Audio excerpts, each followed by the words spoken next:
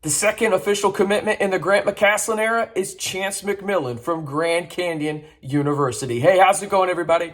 I am RC Maxfield. If you were excited about Chance McMillian committing to the Scarlet and Black, all I ask you to do is simply like the video. In today's video, we will break down his game a little bit more, and I'll be honest, after watching a little bit more tape, I started to like his game a lot more. Did I like Chance McMillian? But I'll also talk about the current roster and where it stands after the Chance McMillian commitment. All right, let's jump into his breakdown right now, kind of give his background and everything like that. The Vijo, California native, has 2 years of eligibility remaining, a 6'3" guard that is an absolute sniper from deep. We'll talk about that here in just a little bit more in depth. He's a bucket, as I mentioned, averaged 11 points per game last year, 2.5 rebounds, 2.6 assists, nearly a 40% three-point shooter, shot 43% last year from three. And I think the thing that grew on me the most is I like Chance McMillian. He can be a primary ball handler, but I like the potential thought of him creating space and finding those spots in the defense that he can get shots up, because I really like how he shoots from deep, but I also like how quick he gets his release off. That's something that stood out to me in terms of it may not be the most, hey, it's not, Steph Curry, it's not Klay Thompson. There's only two of those guys in the world, so don't get it twisted. But he gets the ball off quick and doesn't need a lot of room to feel like he can get a shot off. But if he does create space, which he does really well off the ball, I think he can be a true impact player for Texas Tech. And now, talking about this as well, I don't want to disregard what he can do with the ball in his hands. I think he can do tremendous things with the ball in his hands, right? You look at these numbers, and he scores 0.87 points per possession as the primary ball handler in ball screen situations, which ranked 73rd nationally last season. That's a solid number. And remember, if you have watched any videos I've talked about Grant McCasland and what he wants to do in his offense, it is pick and roll driven. And you've noticed the guys that he's brought in so far in Chance as well as Darion Williams. Listen, they're really good in the pick and roll, and they can do it both ways, right? And I think that Chance brings that viability in the sense of, hey, he can be the primary ball handler in a pick and roll situation, but he can also be really good spacing the floor and getting to a spot specifically for him to shoot and be ready off the catch and shoot. If you're shooting 43% from three, you're probably shooting 46% off catch and shoot opportunities, and I'll take that every day of the week. He can play on and off the ball, as I mentioned, really solid in the pick and roll. But I think the thing that really stands out to me when he does have the ball in his hand, he's not just focused on going one way. He can go right or left off the dribble. And that's something that I think guys struggle with, specifically in college basketball, is they go to their dominant hand a lot, or they just strictly go to the other hand a lot to get to their dominant hand and have it closer to the rim, right? So I think when you look at what Chance McMillian brings to the table, I really like his skill set as a guard, right? And on the defensive end, he's 6'3", probably has a wingspan of that 6'4.5". Couldn't find the measurables, but he looks to have a little bit of longer arms, right? So 6'3", 6'5.5" in terms of the wingspan, right? I like that he can guard, and he's a little bit bigger than I expected, right? So I like his athleticism as well. I think he can guard 1 through 3. Probably wouldn't love him guarding a 4 or 5. I'm sure he probably wouldn't either. He'd do it, but probably wouldn't be the best case scenario. But I do like what he brings there. And I've also noticed this, watching a little bit more tape on him.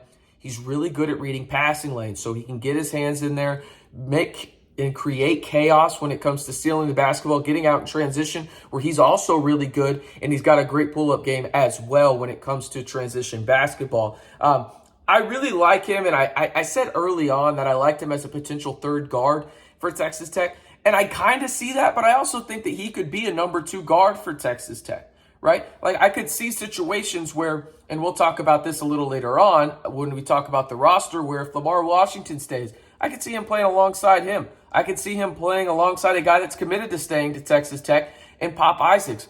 I can see him playing alongside different skill set of guards, because he does have this skill set where he can be the primary ball handler, or he can play off the ball. All right. That's my breakdown of Chance McMillian. Again, the second commitment in the Grant McCasland era for the Red Raiders. He will play in the Scarlet and Black next season. And if you were excited about Chance McMillian committing to the Scarlet and Black, all I ask you to do, simply like the video. That's it. And hey, maybe answer a comment down below, but I won't be pushy. Not this time, at least. All right, let's look at the current roster as it stands after the Chance McMillian commitment, okay? You got Darion Williams, who committed from Nevada, the Mountain West Freshman of the Year. Obviously, Chance McMillian from Grant Canyon. You've got Pop Isaacs. You've got Robert Jennings. You've got Kayron Lindsey. You've got Demarion Williams, Kerwin Walton, Lamar Washington, and C.J. Williams. Now, those last four guys in Demarion, Kerwin, Lamar, and CJ have not yet announced if they will return to Texas Tech. But as it stands right now, they are still currently on the roster for the Red Raiders. So when you look at this for me, you got a lot of guards and you got a lot of wings. Probably need to get a couple more wings and bigs, right? But I will also say this.